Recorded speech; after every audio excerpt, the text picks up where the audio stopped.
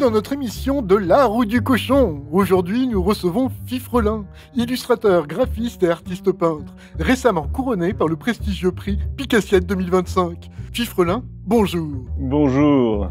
Alors Fifrelin, vous produisez à tour de bras, tableaux, couvertures de livres et même bandes dessinées. Tout ça dans des styles très variés. Quel est votre secret? L'IA. C'est-à-dire que vous ne dessinez pas vous-même? Non.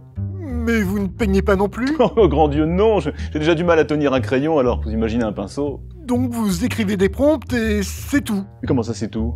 Mais figurez-vous que j'y mets toute ma sensibilité artistique dans ces prompts. Je passe parfois des minutes entières pour obtenir une seule image. Et ce n'est pas à la portée de n'importe qui, croyez-moi. Ah oui, et il faut des compétences particulières. Mais bien sûr. Comment croyez-vous que je sais dire à l'IA quel artiste elle doit copier pour moi, hein? Et vous faites comment? je demandais une autre IA. Très amusant ça. Qui êtes-vous? Une artiste traditionnelle. Vous voulez connaître ma technique? Non, merci, non. Dommage.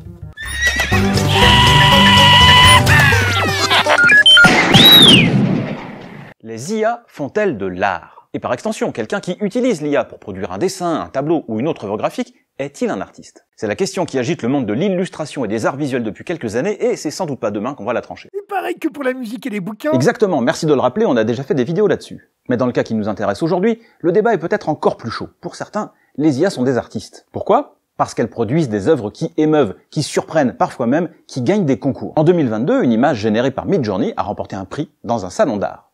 Et puis, les IA permettent à des gens sans formation artistique d'exprimer leur vision, un peu comme un pinceau magique. Mais beaucoup d'artistes traditionnels craignent de devoir renoncer à vivre de leur talent face à ce qu'ils considèrent comme de la concurrence déloyale, voire du vol, pur et simple. Oh, tout de suite l'autre. Leurs arguments s'entendent quand même. C'est vrai que c'est rageant de voir les réseaux sociaux floudés par des milliers d'images imitant le style d'un artiste. Ou pire encore, des éditeurs publier des livres illustrés par IA, alors qu'on galère à trouver du travail. Surtout quand on a passé des années à se perfectionner pour atteindre le niveau pro. Pas faux. En plus, tout ça repose sur l'exploitation d'images produites par des artistes, vivants ou morts, qui n'ont jamais donné leur autorisation pour ça.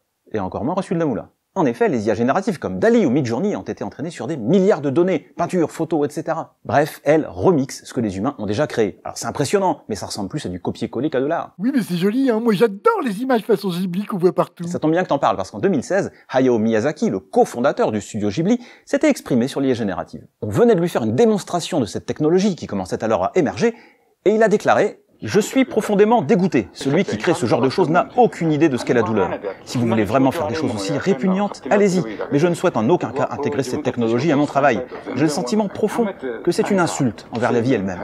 Et il a ajouté: je sens que nous approchons de la fin des temps. Ah oui, je crois qu'il n'aime pas trop ça, hein. Pas trop, non.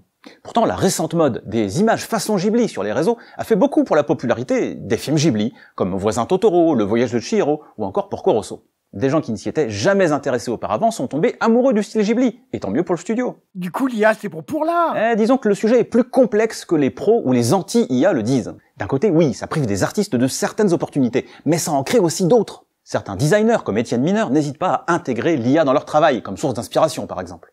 Parfois, une image surprenante surgit d'un prompt, et le talent de l'artiste, c'est de sélectionner celle-là, et pas une autre. Et puis, soyons honnêtes, le débat sur le talent pur contre la technique dans le monde de l'art, ça date pas d'hier. Ah bon? Eh oui, longtemps, le travail de l'artiste a consisté à imiter les grands maîtres. Bien sûr, ça demandait énormément d'efforts, mais ce n'était pas vraiment la création qui était valorisée, plutôt la fidélité à la tradition. Les artistes qui sortaient des sentiers battus, comme les impressionnistes ou les cubistes, ont d'abord été mal vus. Pourtant, ce sont eux qui sont restés dans l'histoire, alors que beaucoup de peintres académiques ont été oubliés. On connaît plus Monet ou Picasso que Cabanel. Ah bah y a pas photo. Merci pour la transition.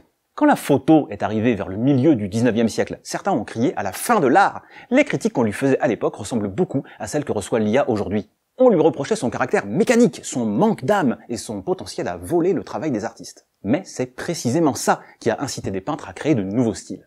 Et la photo a fini par trouver sa place en tant qu'art à part entière. L'IA pourrait donc finir par redéfinir la créativité plutôt que de la détruire. Ah bah tu me rassures. En fait, tout dépend de nous et de ce qu'on va faire avec la technologie dont on dispose. En tout cas, si les IA ne sont pas forcément les ennemis des artistes, ce ne sont pas des artistes en soi. Juste des outils extrêmement puissants.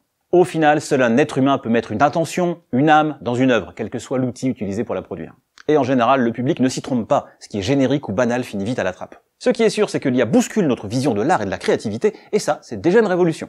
Voilà, c'est la fin de cette vidéo, merci de l'avoir suivi jusqu'au bout, n'hésitez surtout pas à laisser votre avis dans les commentaires, l'algo vous aime, et moi je vous dis à très bientôt pour un nouveau numéro de...